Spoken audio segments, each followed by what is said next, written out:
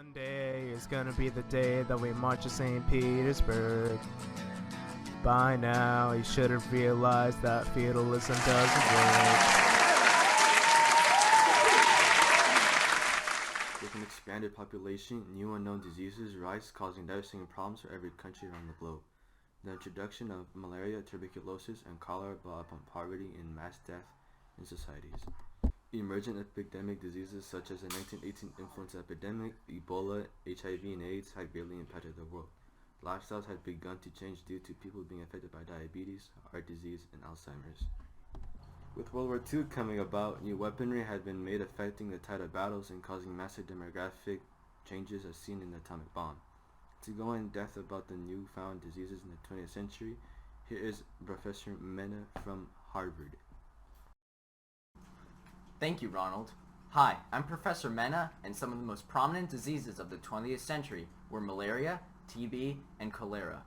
Malaria in particular was a mosquito-borne infectious disease of humans and other animals.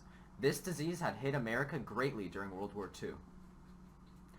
Malaria is a tenacious disease that a battle-ready soldier into a bedridden hospital case in a very short period of time.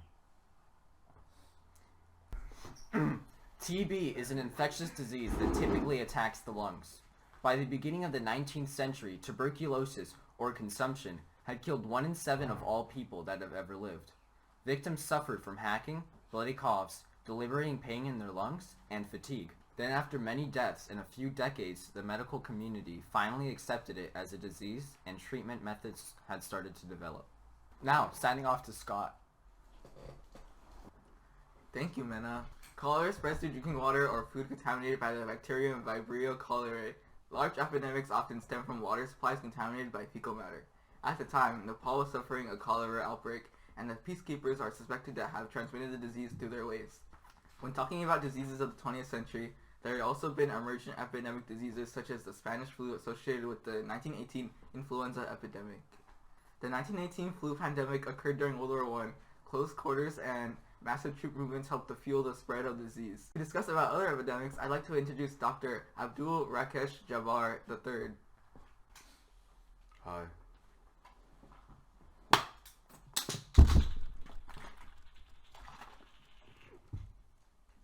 I'm Abdul Akrim Rakesh Jabbar III, and I'm an HIV and AIDS specialist. HIV and AIDS is another disease that had become an epidemic. It had killed 25 million since 1981. The virus spreads through contact with blood, semen, and other bodily fluids. It damages the human immune system. The damaged immune system opens the body up to infections that otherwise wouldn't pose any problem. HIV becomes AIDS if the immune system breaks down severely enough. It is a huge issue in Africa. We see Africa be another main point of interest for these epidemic diseases, specifically Ebola. Ebola virus is one of the deadliest viral diseases. It was discovered in 1976 when 2 consecutive outbreaks of fatal hemorrhagic fever occurred in different parts of Central Africa. The first outbreak occurred in the Democratic Republic of Congo, in a village near the Ebola River, which gave the virus its name. During the 1995 Kikwit Zaire outbreak, the International Public Health Committee played a strong role, as it was now widely agreed that the containment and the control of the Ebola virus were paramount in ending outbreaks. Now I'd like to introduce Me! Thank you, Abdul. You're welcome! Hi, I'm Samir.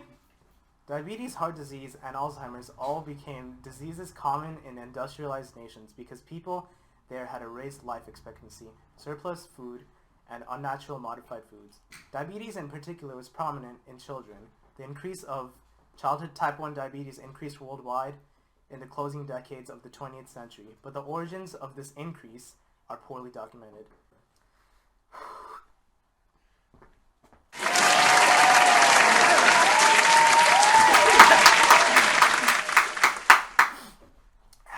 While these do not meet the exact standards of more recent surveys, tentative conclusions can be drawn concerning long-term changes in the demography of these diseases. Childhood type 1 diabetes was rare but well recognized before the introduction of insulin. Low incidences are, and can I have some more water, please?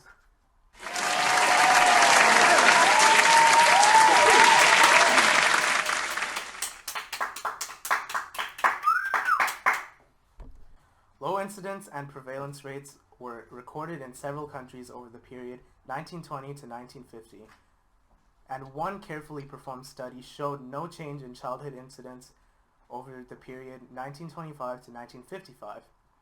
An almost simultaneous upturn was documented in several countries around the mid-century. The changing demography of childhood diabetes has major implications for our understanding of this disease. On the other hand, heart disease has been the leading cause of death in the United States since 1921, and stroke has been the third leading disease since 1938. Together, they account for approximately 40% of all deaths. Another disease that had deeply impacted parts of the world had been Alzheimer's. Alzheimer's disease was first described in 1906.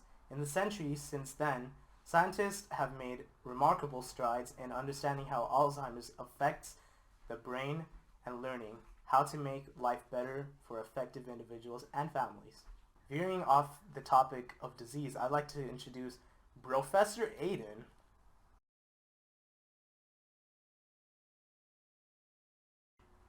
Thank you, Samin. You're welcome!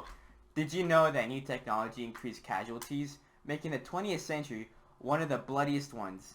Tanks, airplanes, atomic bombs or nuclear weapons, and machine guns, such as this self-loading pistol here, all greatly increased the rate of death. The concept of a vehicle to provide troops with both mobile protection and firepower was not a new one.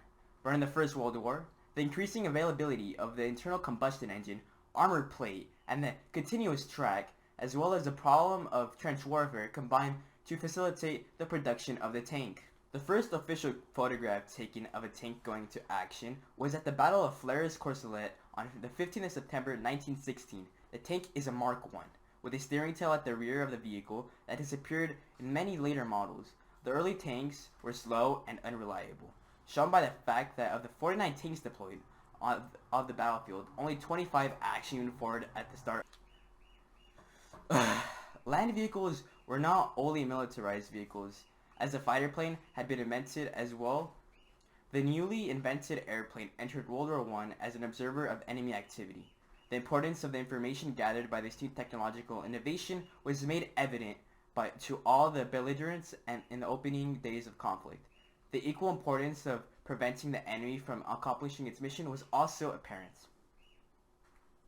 World War II was the supreme wake-up call. At the outset of the war, U.S. Army and Navy aircraft were inferior in almost every way to German and Japanese aircraft. But thanks to innovative engineers, by the late stages of the war, our aircraft were significantly superior to those of our adversaries. We also learned to use our admittedly inferior machines to Now, to no surprise, we can agree in the times of war, military technology had greatly progressed. Now, here we see the introduction of the atomic bomb on August 6, 1945. During World War II, an American B-29 bomber dropped the world's first deployed atomic bomb over the Japanese city of Hiroshima. The explosion wiped out 90% of the city and immediately killed 80,000 people. Tens of thousands more would later die of radiation exposure. Now I'd like to introduce Dr. Hernandez to talk about how people adapted to these technological advancements. Thank you, Aden. New tactics were made in response to new technology. For example, trench warfare was made so that men could take shelter from non-stop bullets of machine guns and still fire back. With the introduction of nuclear bombs came also firebombing. Firebombing was a bombing technology designed to damage a target, generally an urban area, through fire. Hiroshima, Dresden, Nanjing, and were cities destroyed by this strategic bombing. Of course, these new tactics also led to an Army General, William Tecumseh Sherman, famously said, "War is hell." He was referring to war in general, but he could have been describing trench warfare, a military tactic that's been traced to the Civil War. Trenches, long, deep ditches dug as protective defenses, are most often associated with World War I, and the results of trench warfare in that conflict were hellish indeed. On the other hand, firebombing made its most impact in Tokyo. On March 10, 1945, 300 American bombers continue to drop almost 2,000 tons of incendiaries on Tokyo, Japan, in a mission that had begun the previous day. The next 9 days, U.S. bombers flew similar missions against Nagayo, Osaka, and Kobe. In August, U.S. atomic attacks against Hiroshima and Nagasaki finally forced Japan's hand. In the turn of the 20th century to present day, we are able to see the effects of diseases, emergence of epidemics, and the use of newfound military technology. I said thank you. Thank you. We're gonna be the ones who change it. We change it. We're gonna be the ones who change it. We change it. We're gonna be the ones who change it.